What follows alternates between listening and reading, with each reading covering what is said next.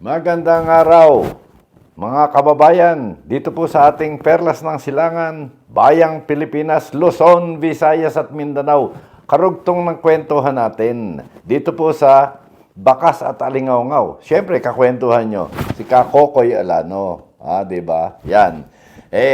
Dugtungan po natin yung kwentuhan natin. Kagabi po pinagkwentuhan natin itong pag-aresto, pagsuko. Hindi natin malaman kung pag-aresto, pagsuko ito ni Apollo Kibuloy. Pinagtatalo na kesyo doon daw sa North Cotabato yan nagmula. Nakalabas na ng kanyang kingdom doon sa Davao. Abay, akalain mong namundok. Pagkatapos mamundok, ito po ay bumalik sa compound. Yun ang aligasyon. Pero ayon nga dito kay na General Torre, abay, paano naman yun? Sabi niya, nakalabas na eh. Dito ho namin yan na corner. At yung amin pong ibinigay sa kanyang sukdulan na plano namin, ayon hong aming binigay sa kanyang warning, doon po sa pagpupulong pa nga namin ito eh. Doon sa Senate hearing kung saan kaharap namin, si Senator Bato de la Rosa. Yun ang sabi ni General Torre. Alam na nila eh. It's a matter of time kung saan nila kukunin, kung saan na-corner ito pong si Apollo Kibuloy. Anyway, tapos na ho yun. Nakulong na yung mama at ito ho ngayon, humihingi po ng konsiderasyon. Konsiderasyon na baka naman pwedeng ma-house arrest na lang o kaya hospital arrest. Pero house arrest, siguradong sa Davao ho yan. Dahil nandun ho yung kingdom niya eh. Doon uli siya titira. At nakapagtataka rito doon sa sinasabing hospital arrest, hinihiling po doon sa Veterans Hospital po, sa Davao City rin. Di ba? Teritoryo niya yung uuwian niya sa madaling salita. Ito mga kababayan natin, conforme na po yan sa mga doktor eh. Sabi nga po ng spokesperson ng PNP, napakalapit lamang po ng hospital doon sa Camp Crame, doon po sa pinagkukulungan sa kanya. Doon po sa detention cell sa compound po ng Philippine National Police. Anyway, yan po ay pagtatalakayan pa, pero sigurado, hindi po papayag ang karamihan niya na bumalik siya doon sa teritoryo niya, sa Davao City. Sa totoo lamang yung kasong yan, hanggang Amerika po yan eh. Yung pinakita nilang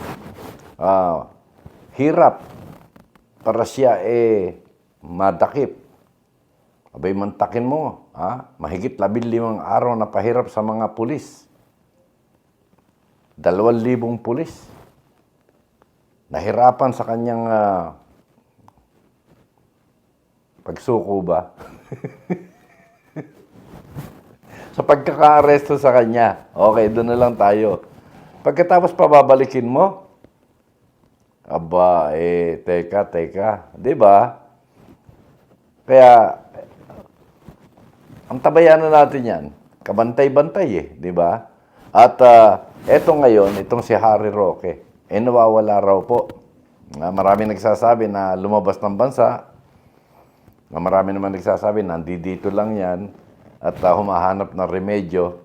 Hinggil po doon sa kanyang pangako. Kaya po ang Kongreso, yung Quad Committee, nag-issue po ng kanilang warrant of arrest. Dito po kay Harry Roque. Warrant of arrest nga ba o subpoena? Anyway, ikinontempt ikukulong ho uli. Dati, pinatulog lang ng 24 oras. Wala pa nga 24 oras Ngayon, siguradong ikukulong yan hanggang sa duration po nung investigasyon ng Quad Committee. Kung tumagal ng 6 na buwan yan, 3 buwan, edi 3 buwan siya nakakulong. Pero, yan. Ang malaking pero dyan, ano ho magiging resulta doon sa investigasyon? Kasi ito pong si Harry Roque, abogado po ito ng whirlwind ng pumopronta, ito po si Cassandra Leong.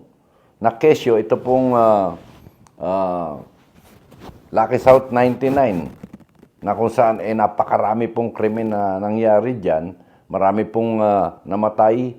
Meron pong sex trafficking dyan. Meron pong aquarium ng mga babae na pagpipilian mo. May mga kwarto. Diyan pa nga ho nakatira yung special assistant niyang si A.R. de la Serna. Di ho ba? Pati dokumento na may kaugnayan kay Harry Roque na tagpuan doon.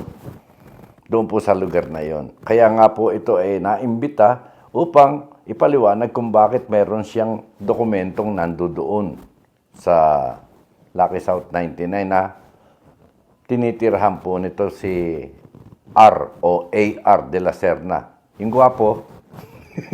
Di ba? Gwapo. Ito po mga kababayan natin, ayon sa kanya, kay Harry Roque, ito raw pong kongreso ay kangaroo court. Ako'y namangha eh. Dati-rati ako'y humahanga rito kay Harry Roque sapagkat nung litisin po, tanungin, usisain, ito po si Laila de Lima, isa siya sa nag-usisa eh. Hindi ba? Nabastos pa nga yung ali doon eh. Dahil hinalungkat nila, pati po yung relasyon nito kay Ronnie Dayan, yung pong driver niya for 7 years. Na-develop yung dalawa, naging mag-boyfriend, inamin naman ni Laila de Lima. Ngayon, abay ginawa pang katatawanan eh. At nang makulong po ito si Laila de Lima, abay mantakin mong binati niya ng happy first anniversary dyan sa kulungan at hari nawang magtagal ka pa riyan. Ganun. Di ba? Ngayon, bumabalik po yan eh. Anong tawag dyan? Karma. Karma ba? Ganti ng panahon. Yan. Ngayon, siya ngayon ang nandito sa ganitong sitwasyon. Ito po si Harry Roque. Iniimbestigahan siya kung bakit mula po ng 2015, 2016, 125,000 pesos lang ang pera nung mama sa bangko. Pagkatapos naging 3 milyon hanggang sa naging mahigit 60 milyon. Biruin mo yon, hindi ba? Kaya magtataka eh. Kung bakit biglang dumami ang pera. Ang kanya pong pananggarito, kesyo nagbenta raw yung kanyang tiya ng 1.8 hectare dyan sa multinational sa Parañaque. Ba't naman ipapangalan sa kanya yung pera? Ginawang korporasyon. Okay. Diyan po pumapasok ang investigasyon, ang pag-uusisa po ng Kongreso. Bakit? Dahil nga po naliling siya sa pagiging abogado ng Whirlwind Corporation na nagpapaupa raw doon sa Lucky South 99. At kaya siya nag-aabogado roon hinggil lamang doon po sa tinatawag na ejection. Sapagkat yung may-ari daw po nung lupa, nagre-reklamong hindi sila tumupad sa usapan. Anyway, nandun na yun. Pero, dumating po sa hangganan na itong si Harry Roque ay sumama po kay Cassandra Ong. Doon po sa PAGCOR, kung saan ito pong Chairman Tenco ay nagsabi at ang sekretarya na talagang kasama si Harry Roque para aregluhin yung pong humigit kumulang 500,000 dollars na pagkakautang po o hindi nababayaran doon po sa PAGCOR. Bakit naman siya makikialam doon? Di ba? Bakit siya pumasok doon sa negosasyon? Tumutulong lang, abogado lang. Sabi, umuupa lang eh. Bakit kayo magbabayad ng utang ng Lucky South 99 na kayo ang lumakad doon sa PAGCOR? Yun po ang isang malaking question doon. Kaya yung teknikalidad, okay, magaling pong abogado itong si Harry Roque. Ako po yung nagsasabi sa inyo talagang isa sa hinahangaan kong abogado yan eh. Si Harry Roque. Magaling. Pero dito sa usaping ito, marami ring magagaling doon sa Kongreso. May mga abogado rin doon. At siguro kaya lang naman sumikat itong si Harry Roque dahil naging human rights lawyer. Di ba? Tagapagtanggol po na naaapi. Paano man yung mga naapi doon sa mga lupain ng mga katutubo? Hindi ho ba? Yun. Oh, inhuman na yan kung tutuusin. Kung ikaw ay kasangkot doon sa mga pagbalikwas na kumukontra sa batas. May mga batas po tayong umiiral, di ba?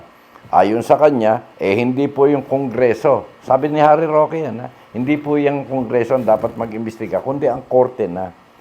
Dahil ito raw po yung kangaroo court at nagpi-fishing expedition lamang.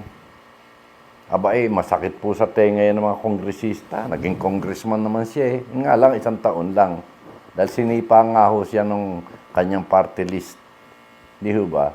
Pero naging kongresista siya.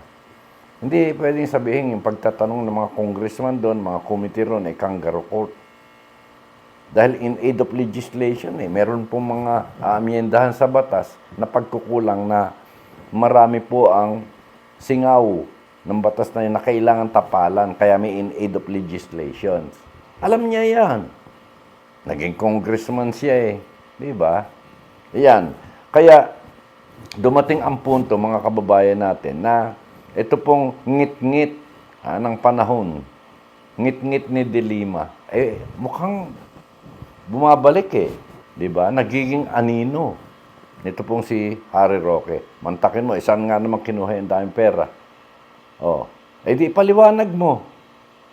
Paano? Itong si Cunanan si Dennis Cunanan may kaso na Dahil nga doon sa Pogo syndicate na yan at maraming napinsala, maraming namatay. Kesyo itinakbo raw nitong si Dennis Cunanan yung pera. Itinakbo lang. Paano kung ikaw ngayon ang nag-aareglo ng kapirahan?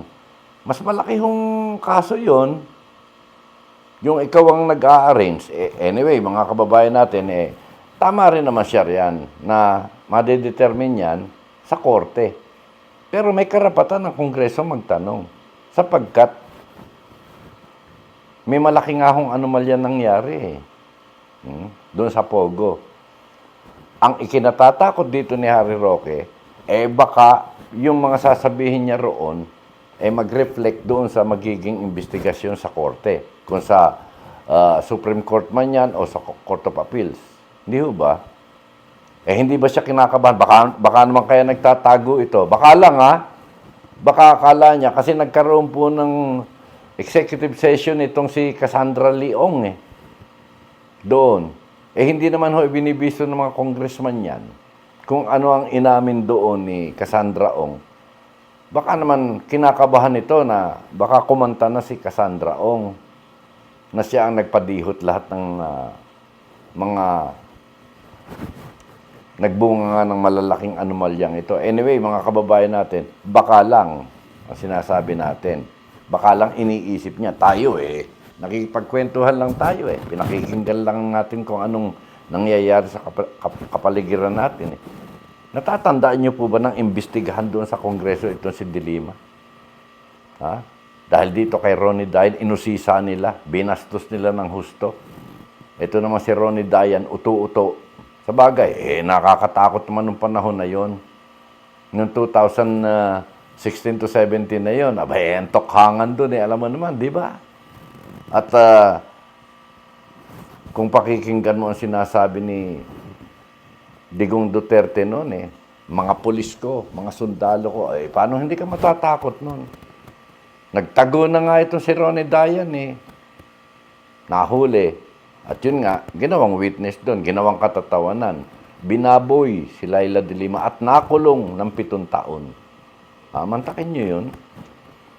Kaya, itong ngit-ngit ni de Lima, siguro sukdulan na talagang hanggang sa paanan na ng Panginoon nagdasal nato si Leila de Lima, bigyan mo kami ng katarungan, Panginoon. 11 po ang witness ng mga prisoner mula po doon sa Bureau of Prison na ibinangga dito kay Laila de Lima. At 7 doon, bumaliktad na sila raw ay tinakot lamang.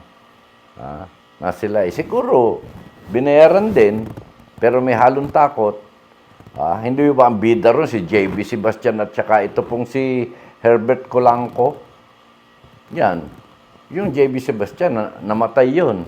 Dahil daw sa COVID. Daw sa COVID.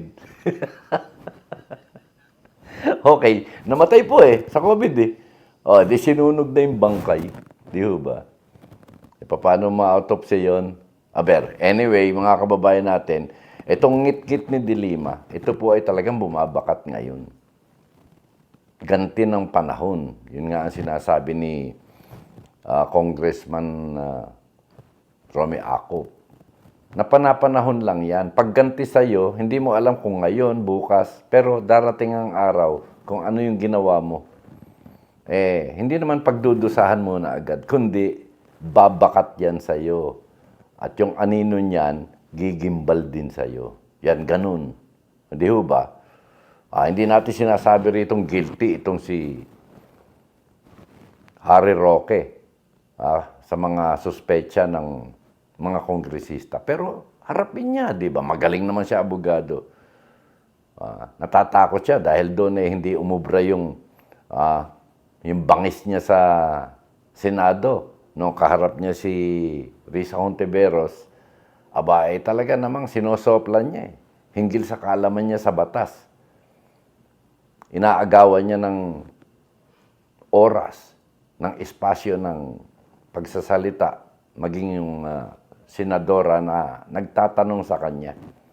Hanggang sa siya pinigilan po, sinoplan naman nito si Senator Win Gatchalian na wag mo namang agawin ang pagsasalita ng chairman natin dito. Kung ganyan ka ng ganyan, iko-contempt kita rito. Hindi ko sinabi na takot. Nagimbal siguro. Tumigil. Di ba? Pagdating sa Kongreso, malaki ang tiwala niya dahil naging congressman Sabi nga niya, may mga best friends siya doon, may mga pinagsamahan sila ron. Bakit siya matatakot? Siguro kaya siya natatakot dahil ano niya estilo ron. Pinag-uusapan sa koridor, pinag-uusapan siguro sa kubeta. Pinag-uusapan sa mga kwarto-kwarto ron ng mga kongresista, di ba?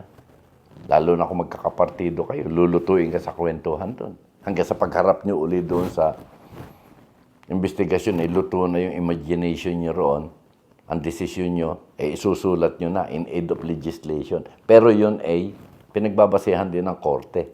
Yan, ganun yun Anyway, mga kababayan natin, yan kaya natin pinag-uusapan. Di ba? Dinidikdik nila si Ronnie Dayan noon. Ngayon, dinidikdik naman si De La Serna. Si Ronnie Dayan, lumutang na siyota. Nagkaroon na kaugnayan kay Laila de Lima. Itong De La Serna. Di natin sinasabing may kaugnayang iba, di ba?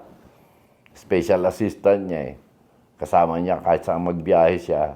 May diabetes daw kasi siya. Kailangan alalay. Dami kong kilalang diabetic Nagtatatakbo pa Di ba? Hindi naman mahina ang katawan ni Harry Roque. Nito lang dumami pera. Dumami rin ang sugar sa katawan. Di ba? Hindi natin, alam niyo naman yung ating kwentuhan lang tayo Yung ngit-ngit ni De Lima. Ngayon bumabakat po sa kanya. At kaya natin sinasabi yan, hindi naman sa tayo baka akala niyo galit ako rito kay Harry Roque. Hindi ako galit yan. Kaibigan ko nga yan dati Nagkakakwentuhan kami niyan. Pero matagal na ho kaming hindi nagkakausap niyan. At kaya ko sinasabi ito, sabi ko nga sa inyo, hanga ako sa galing niyan Pero bakit ka magtatago ngayon? Lumutang ka na. Mga dalhin mo yung mga dokumento. Yung pinangako mong dokumento, under oath ka. Di ba? Sabi mo magdadala ka, under oath ka. Ayan, okay. Mga kababayan natin, ito, wala tayong mali siyang kung ano. Di ba? ito ang masaklap rito eh. Kung dati-rati, bida kayo. Nung nakaupo si Digong. Pati ito si Gordon. Di ba? Bida-bida. Isa rin to sa, akala mo eh. Kung maniil dito kay Laila de Lima, akala mo basura ang pagtingin niya rito eh. Ang kakampi ni Laila de Lima ron, si Trillanes lang. O, ngayon, itong si Gordon humihingi ng atensyon sa mga tao ngayon dahil kakasuhan niya raw si Nadigong. Yung may kinalaman sa Parmali. Abay, wala na pong pumapansin. Itong si Flash Gordon, wala nang pumapansin sa iyo, Dong. Yan. Kasi, masyado ka ring mataray, di ba? O ngayon, kahit na magtataray ka, wala nang nakikinig. Minsan, sa panahon na kayo nasa sa puder, at ang mikropono halos ariin mo at ibulsa mo at iuwi mo, o ngayon, di ba? Mabuti nga may nag-i-interview pa sa yung mga taga-mainstream media. Pero sa mga vloggers, ay hindi na marinig ang pangalan nito si Gordon. Wawa. Sabi nga ng apo ko, Gordon, wawa. Di ba? Ayan. Okay, mga kababayan natin, putulin muna natin dito ang usapan. At si Harry Roque, kung nasaan ka man, magpakita ka na sa Congress. Kasi hindi ka naman makakapagtago. Hindi ka makakapagtago. Hindi naman titigil yung Quad Committee na yan habang hindi mo na isumite yung mga dokumento mong ipinangako kasi under oath ka. Yun, di ba? Okay mga kababayan natin, maraming salamat. Ito po ang inyong kakwentuhan. Kokoy Alano, bakas at alingangaw.